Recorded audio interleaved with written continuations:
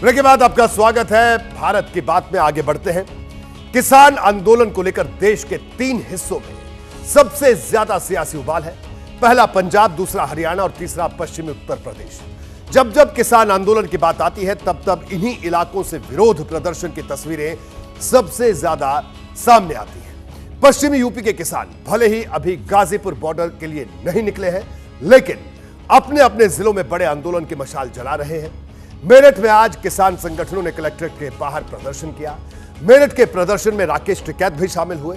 Tractor पर बैठकर MSP की गारंटी मांगी और कलेक्ट्रेट में घुसने को लेकर पुलिस से धक्का मुक्की भी हुई और आखिर में किसानों ने बैरिकेडिंग तोड़ दी। अमरोहा में भी इसी तरह की तस्वीर दिखी। चारों तरफ ट्रैक्टर और किसान ही नजर आए।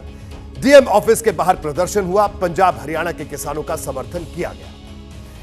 पिछली बार भी जब किसान आंदोलन हुआ था तो पश्चिमी यूपी में इसकी अगुवाई राकेश टिकैत ने की थी।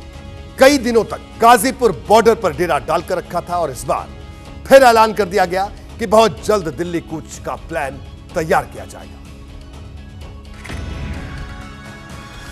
और संदेश दे दिया तो सरकार सुधर जा, नहीं तो ये जो मेरठ लोग को आ सके ये दिल्ली में जा सके। करीब 40 से ज्यादा लोग होंगे इसके और वो बैठ के फिर इनको सब पर चर्चा करेंगे कि आगे मूवमेंट कैसे चलाएं।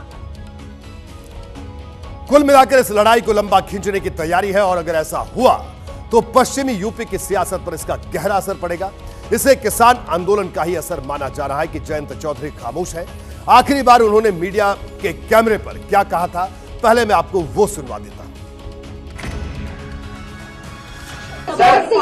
कि अब आप भाजपा के साथ हाथ मिलाने के लिए तैयार हो, आप भाजपा के साथ हाथ मिला रहे हैं। देखिए कोई कसर रहती है, आज मैं किस मुंह से इनकार करूं आपके सवाल। मेरे लिए भावुक पल हैं, ये यादगार पल हैं, स्मरणीय हैं। देखिए जयंत का जवाब उस सवाल का था कि क्या वो एनडीए में जाने वाले हैं।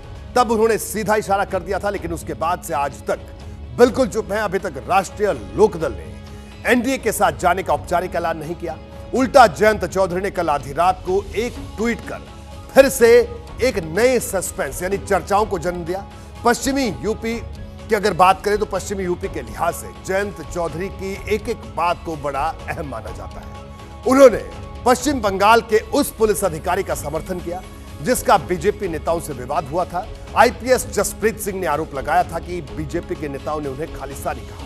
इस वीडियो में जसप्रीत सिंह बहुत गुस्से में नजर आ रहे थे जब जयंत चौधरी ने ट्वीट कर कहा कि वो आईपीएस जसप्रीत सिंह का गुस्सा समझ सकते हैं। इससे पहले राहुल गांधी और अखिलेश यादव भी आईपीएस जसप्रीत सिंह के समर्थन में ट्वीट कर चुके हैं। देखिए अब सवाल यह है कि जब आधी रात बीत चुकी थी तब जयंत चौधरी को आईपीएस जसप्रीत सिंह की याद क्यों आई। आज अखिलेश यादव जब मुजफ्फरनगर पहुंचे तो चौधरी चरण सिंह का नाम लेकर किसानों के मुद्दे पर बीजेपी को घेरा और जयंत चौधरी तक अपनी बात भी उन्होंने पहुंचाई। बीजेपी को सोचना चाहिए, जब किसान नेता चौधरी चरण सिंह जी को भारत रत्न दिया जा रहा है, स्वामीनाथन जी को भारत रत्न दिया जा रहा है, कम से कम उसके रास्ते पे तो चले बीजेपी। देखिए ये सच है कि जयंत चौधरी के जाने के बाद अखिलेश यादव पश्चिमी यूपी में कमजोर हुए हैं। समाजवादी पार्टी के साथ मिलकर कांग्रेस भले ही पश्चिमी यूपी की लड़ाई लड़े, लेकिन उस तरह का फायदा हासिल नहीं कर पाएगी जैसा जयंत चौधरी के साथ हो सकता था। दोनों की जोड़ी का असर विधानसभा चुनाव में भी देखने को मिला था। लेकिन दूसरी तरफ बीजेपी है जो जयंत को साथ रखकर चलना चाहती है और बीजेपी के बड़े नेता किसान आंदोलन को राजनीतिक भी बता रहे हैं। मैं तो ये कहूँगा अगर बातचीत तो जारी रहनी चाहिए किसानों के साथ, किसान संगठनों के साथ सरकार की, लेकिन अभी पंजाब के किसान हैं और क्या मकसद है वो सब समझने में थोड़ा विफल है। पंजाब में तो एमएसपी लागू है, लेकिन बहुत सी हो सकता है और समस्याओं किसान की, तो बातचीत से हल हो ज़्यादा अच्छा है। अब चुनाव आगे निकट है, बहुत सी बातें नई सरकार में नए तरीके से होनी चाहिए। को लगता है चुनावी आंदोलन है कि किसानों का आंदोलन है? देखिए जब चुनाव है, इतना निकट कोई बात है और कुछ ऐसी खबरें भी आ रही है तो चुनाव से जुड़ा हुआ तो मुझे लगता ही है।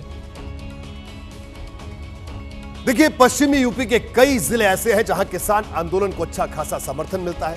इसमें सबसे ज्यादा वही जिले हैं जहां राष्ट्रीय लोकदल की पकड़ है और अब किसान आंदोलन ने जयंत चौधरी के सामने नई मुसीबत खड़ी कर दी है। तो बहरहाल भारत की बात में भी वक्त है एक और छोटे से ब्रेक का। ब्रेक के बाद बात करेंगे शंभू बॉर्डर की। आज दिन भर हरियाणा पंजाब के बॉर्डर पर क्या हुआ, पुलिस ने क्या एक्शन किया और किसान कैसे